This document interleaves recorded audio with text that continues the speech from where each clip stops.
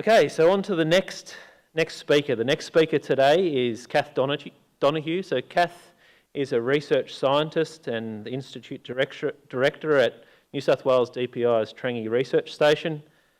Kath is the leader of the Southern Multibreed Project, and he's going to give us an overview about that project right now. So thanks very much. Thanks, Kath. Thanks, Sam, and thanks to the organisers for this opportunity to speak to you today and give you a snapshot of our project, the Southern Multibreed Project. There's a big team involved in this project. I'm only one person here today presenting on behalf of that big team. And I should also highlight that this is a project co-funded by MLA, New South Wales DPI and UNE. So again, big team of people, big team funding. So I'm just going to go through a bit of the impetus for the development of this project first, why industry felt it was necessary and vital to have this type of project, and then also give you some details around project design, of how we've rolled out the project, and finally a bit of a status update of where we're up to with the project currently. So the first slide here I've borrowed from my colleague Brad Wormsley, who's works very closely on this project, and it describes to you one of the main impetuses Mick and Hamish and Peter have already alluded to about why the Southern Multibreed Project exists. And as you all know, anyone here who buys bulls on a regular basis, if you go out to buy a bull in 2022, if you want to buy a new Angus bull, Brahman, Wagyu or Hereford, you've got plenty of opportunities to compare animals within breed when you're looking at their indicators of genetic merit, being their EBVs. However, if you then want to go and compare your particular chosen Angus bull with your particular chosen Wagyu bull, there's not an opportunity currently to make a direct comparison between those animals when you're looking at their genetic merit. And industry has indicated that this is market failure, in their opinion, and that we need to address this issue to be able to keep making the type of progress that Mick and Hamish have alluded to in their presentations. So our hope is that in the future, when you go out to buy your bulls, and you'll notice there's no particular year associated with that future prediction, but hopefully at some stage in the future, you'll still be able to choose between your chosen breed, whichever breed that may be, but you'll also be able to compare directly for genetic merit, being their EBVs, across those different breeds. So you can select an animal regardless of hide colour that best suits your market and your production system. Another impetus for the development of this project was to address the fact that there are still hard to measure traits in the beef industry that need attention. One of those categories is fertility traits. We know that, for instance, the key fertility trait of days to calving, there's a low heritability associated with that trait, currently the way it's recorded in industry. We also know from David Johnston's project Repronomics, which is our sister project in the north, Mick's already highlighted the value of that project, that when we record precision traits associated with fertility, we're able to obtain higher heritabilities, more genetic variation to play with, a lot of potential there for the north to make gains in fertility. So we also want to try and exploit that type of potential in the southern herds. Another area that also still needs addressing, again highlighted by previous speakers in the beef industry space, are health traits and welfare traits. So these are some of the key trait areas that are being addressed in this project to try and improve the beef industry's ability to make progress.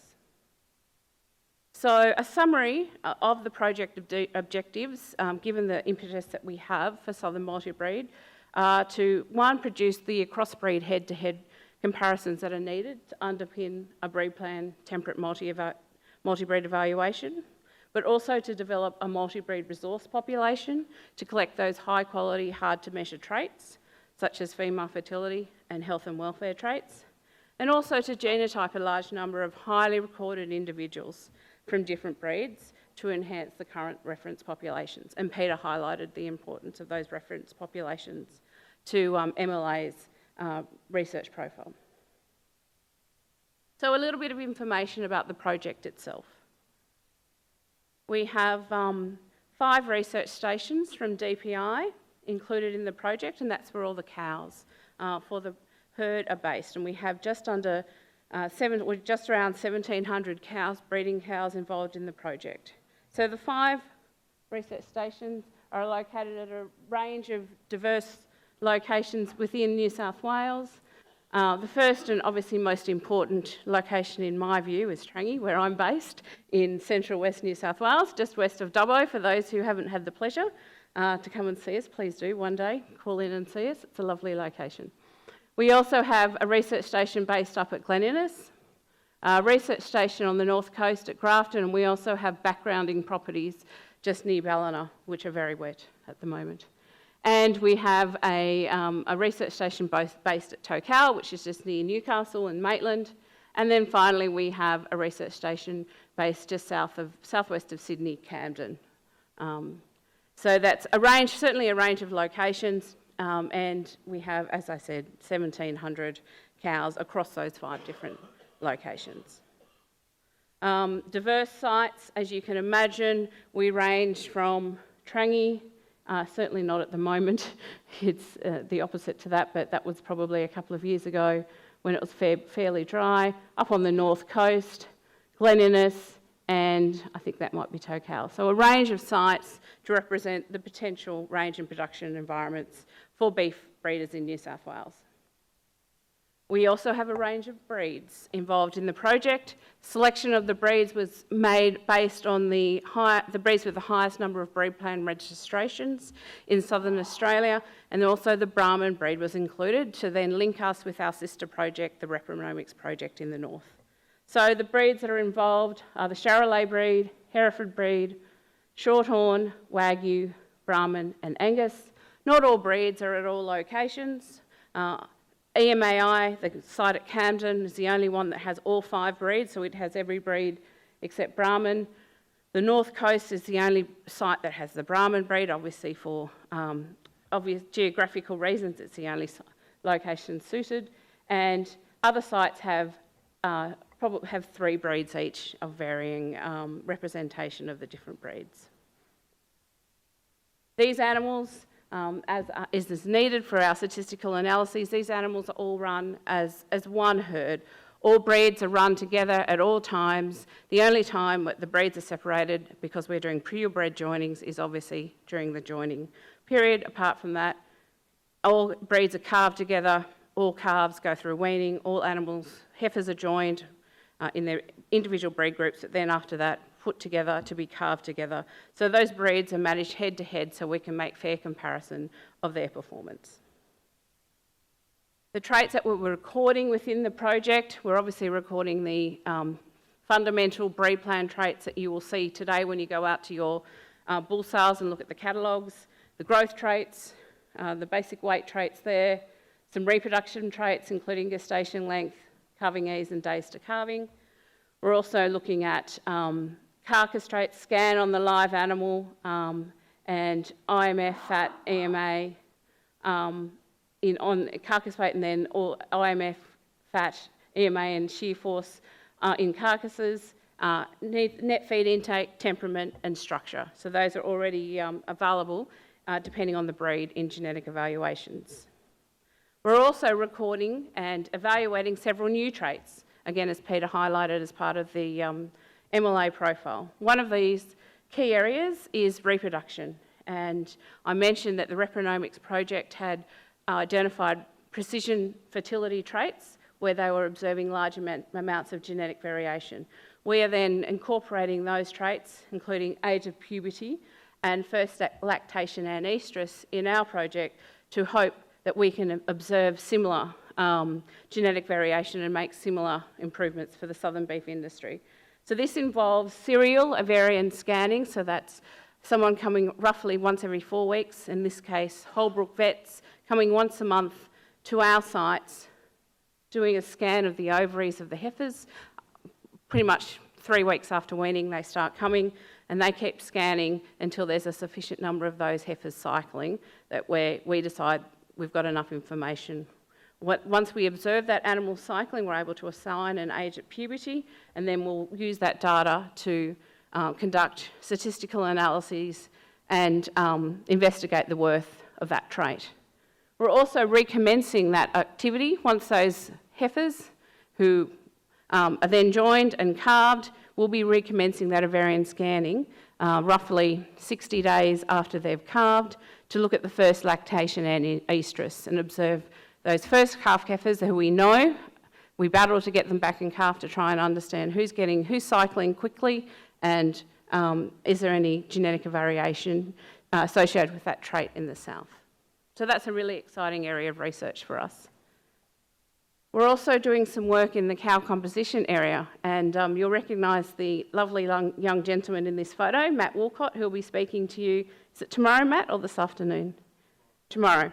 So Matt's doing this is a work in collaboration with Agri, where Matt works. He's collecting scan traits on the live animal, obviously EMA, P8, rib fat, and then body condition score at key critical times on our females, at mating and at weaning, to better understand cow composition and the relationship it has with fertility and other traits in the beef industry. And he's also collecting similar data in seed stock herds, which I'm sure you'll hear about tomorrow.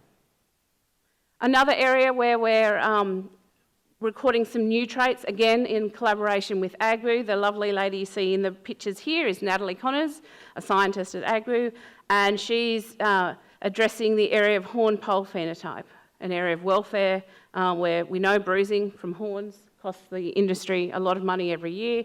So Natalie is attending each of our sites at calf marking and recording the size and type of the horns, if present, on all our calves, and that's recorded several times over the animal's lifetime. Once those calves are then dehorned at marking, and then she does come back and record that at several times to look at the success of that dehorning. And another new area, which again you'll hear about, is it this afternoon or tomorrow, Brad? This afternoon, I think, is an area of resilience, immune competence, and this is just a really new area for us. In fact, we've just had Brad Hine and his team from CSIRO come to our sites and to two of our sites and look at the immune response at weaning. So we're really excited to be working with Brad's team here and using that as a predictor of ability to cope with disease challenges. So as Peter highlighted, this Southern multi-breed resource is a really interesting resource for teams like Brad to come along with their ideas and overlay their projects using our resource. So the current project status, where are we up to? Our Cohort 1, so these animals were born in the winter of 2020. They were weaned March, April last year. Heifers went through their first joining October, November last year, and steers started to go into the feedlot towards the end of last year and are coming up to now in the next few months to the last staggered cohort going through the feedlot. Those steers started to be slaughtered in about January this year, and that will keep going depending on whether they go through short-fed or long-fed systems as they go through their staggered groups there. I should mention here that Sam Clark and his team at UNE run to Limber Feedlot, where the steers are going through, and they're responsible for that part of the project. And so here we are with our green cross here. Our heifers obviously joined and will undergo their first calving in winter of this year. So that will be a really exciting time for us, where our first cohort have their first calves.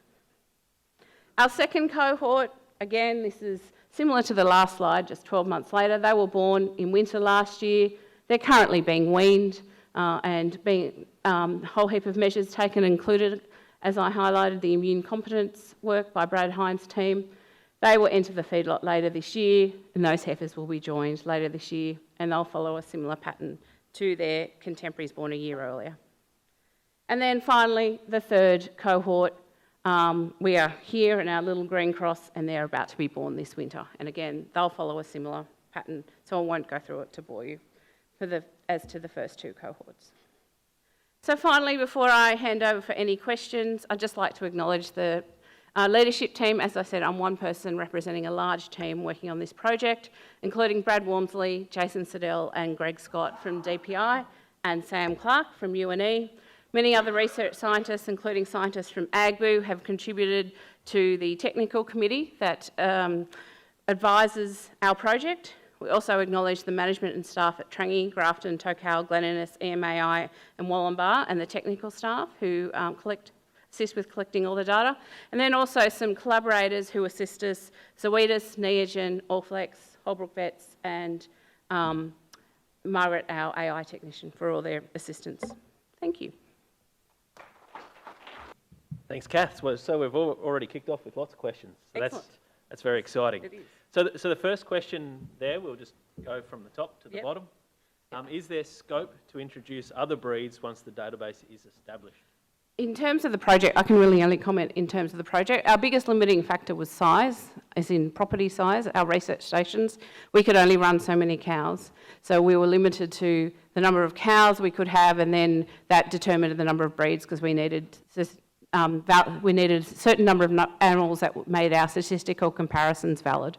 I think that when it comes to other breeds who are interested in becoming part of the project, that would need to be discussed. Certainly not a hard no, but we would need to have discussions with that breed. But currently, as the project runs on our DPI stations, we're at their maximum for number of cows. Maybe a good follow-up to that one though, Kath, is what are the principles that have been put into designing the project around the comparisons across breeds that could be applied across industry rather than in the project itself? Would you like to comment on how the design in such that we've got EMAI with all breeds and other breeds with fewer breeds, how that could be actually applied for others? Yep, that's right. So obviously we have a technical committee which is made up of scientists from UNE, DPI and AGBU who advise us on structuring our herds and structuring the number of animals we need and from particular breeds, and to be able to make valid comparisons, because obviously when we're joining them we need a certain number of females and we need a certain number of males to make valid comparisons for those breeds. And we know we've got 50-50 when we're joining, so it all comes down to how many we join, how many we can expect to give us the power to make those comparisons. And obviously, as Sam highlights, we don't have 5 breeds at each site, so we are able to still make comparisons with fewer breeds at a site. But it certainly would come down to sitting down, working out the numbers, and exactly at what point we can still have that statistical power with whichever particular breeds we were talking about. And we need to have links to, if somebody wanted to come in, there need to be links to what's already there, genetic linkage to what we've already got in our population to enable those. Okay, so we could, as the broad industry focus, think of people just running breeds on farms together. So and the key thing is it has to be together. So they have to be together at all times, obviously apart from joining. And I know a lot of work was done, or some work was done to try and mine data rather than to set up a design project to approach people who have multiple breeds. And that was always the sticking point, running them head to head all the time. So it leads us to the next question as well from Bill Burgess, is given you have Hereford, Angus and Brahman, is the project easily extended to Bradford and Brangus? So in fact, what I failed to mention is that our Grafton site, we do have some crossbreeding. We do have Hereford Brahman cross, Brahman Hereford cross. We have Brahman Angus cross, Angus Brahman cross. So we have the reciprocal crosses, and it's only a small number, and it's only at Grafton, obviously, because that's the only site where we have Brahmans. We are hoping that we were able, this is a 5-year project, if we were able to think about what we might do next once this project runs to the end of its term, that certainly extending that to more crossbreeding is one of our key thoughts. So yes, that has already been extended to Bradford and Brangus per se at Grafton. So we really only have time for one last question, so we might push to the bottom one. So what breeds are being long-fed versus short-fed? So All breeds are being short-fed, with the exception of Wagyu and Angus. All Wagyus are long-fed. Half the Anguses are short-fed and half the Angus are long-fed. And there was a lot of discussion in the technical committee around this issue, and the reasoning behind that decision was to try and make what was being done in our project relevant to the particular breeds involved. We couldn't just have everyone short-fed except for Wagyu, because we needed to compare Wagyu to someone. So that's why half Angus are short-fed, half Angus are long-fed. Sam, do you want to make any more comment, because you're just as involved in that process as me? Oh, that's fine. So that was exactly right. So you use Angus as the link breed between short-fed and long-fed to enable the comparison between Angus in a short-fed program and Wagyu in a long-fed program. So thank you very much, Kath. We better pull it up there, because I've been a bad chair, a naughty boy, because we're getting behind time a little bit. So thank you very much, Kath. And next speaker, here we go.